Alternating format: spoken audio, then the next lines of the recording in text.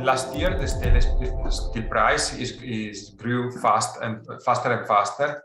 And in your opinion, is there still a room for growth in the next future, or we are at the top?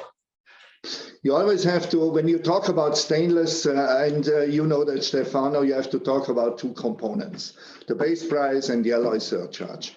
Let's talk about the base price, which is the wonderful story that we saw last year. Since I'm in this business, I always said that base price is lousy, nobody makes money, you know.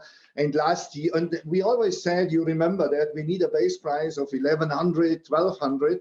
Today we have a base price of close to 2,000 euros per ton, and this is the best of all times.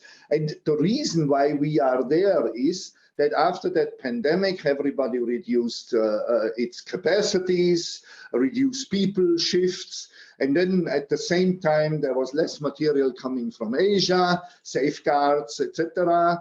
And then suddenly, and stock levels were extremely reduced at the beginning of 2020 and throughout 2020. And in 2021, things went the other way and the supply chain got short.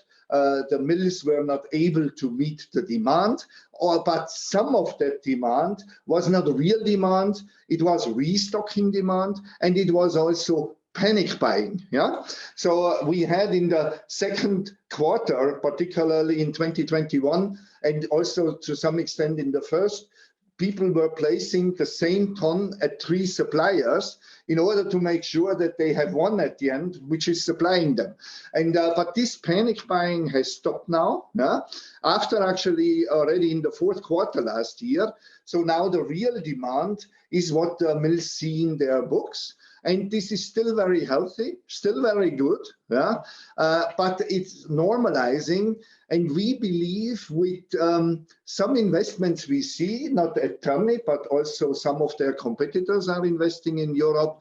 One of these investments will increase also the capacity. We have a record imports again, you know, so even with the safeguards and even with the very high container rates, which went through the roof, you know, and this is now 500 euros per ton is just a shipment from Asia to Europe.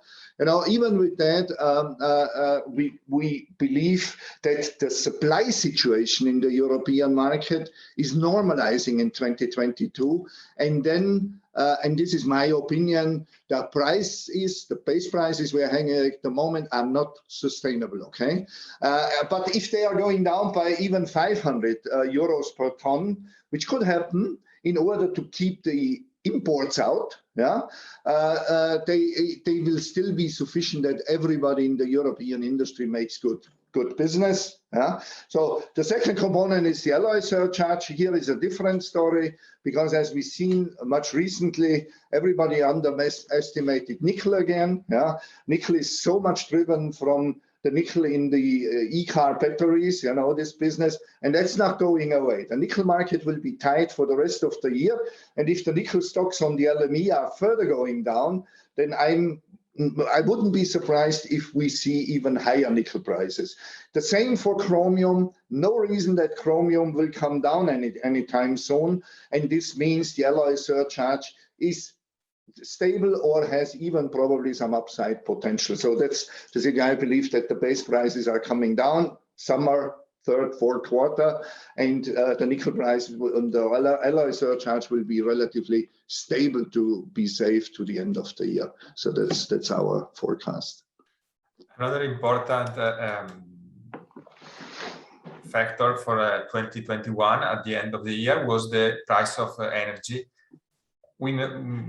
We have seen that some steel producer create the electricity surcharge. Do you think that is a good answer to the electric price in the short term, and how can they face this problem in the long term? Yeah, so of course, the electricity and the gas as well. And I know, for example, that Terni has a very high gas demand, yeah, has gone through the roof to levels that nobody anticipated.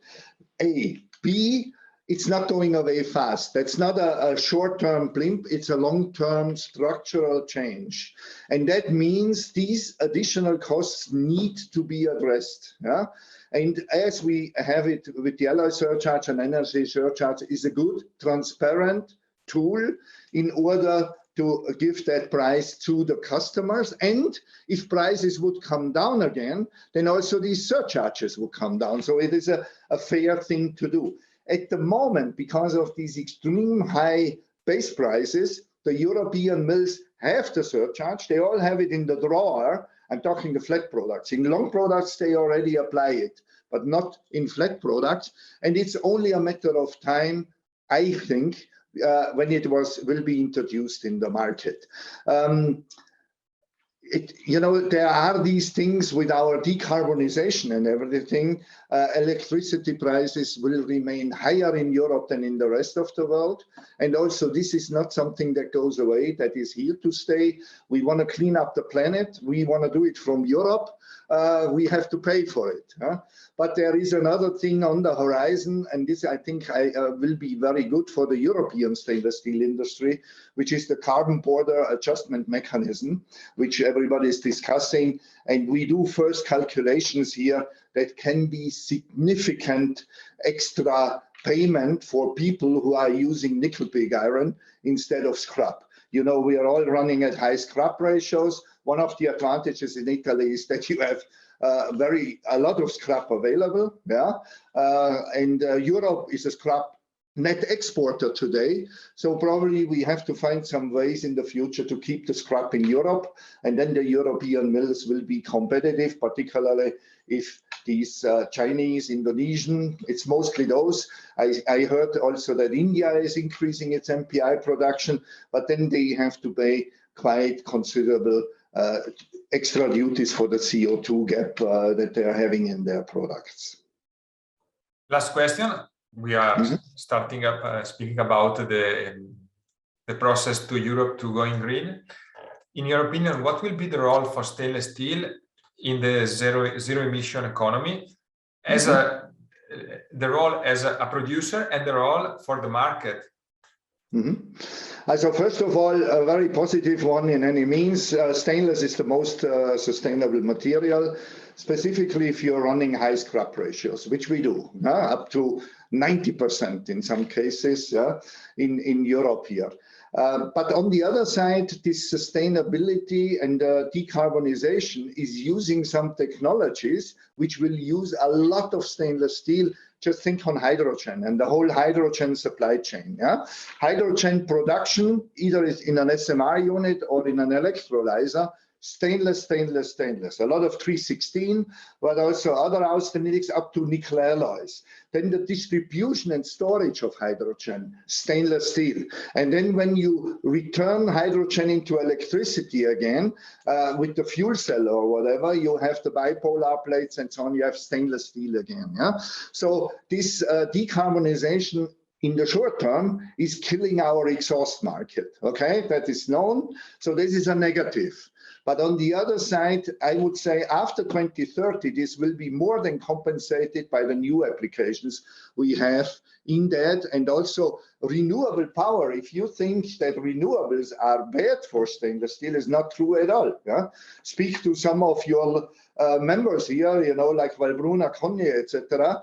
How much they already sell into renewables here with the pumps, valves, seals, fittings, flanges, components now even in windmills, etc. So I would say we should embrace that as a stainless steel industry in Europe and not try to avoid it. So it's good for the planet, makes Greta Thunberg happy, and at the end of the day, it's good for the next generation. Stefano, we are old guys already, but we have to think on our children and increasingly grandchildren here. Okay, thank you, Markus. Okay, thank you very much. All the best.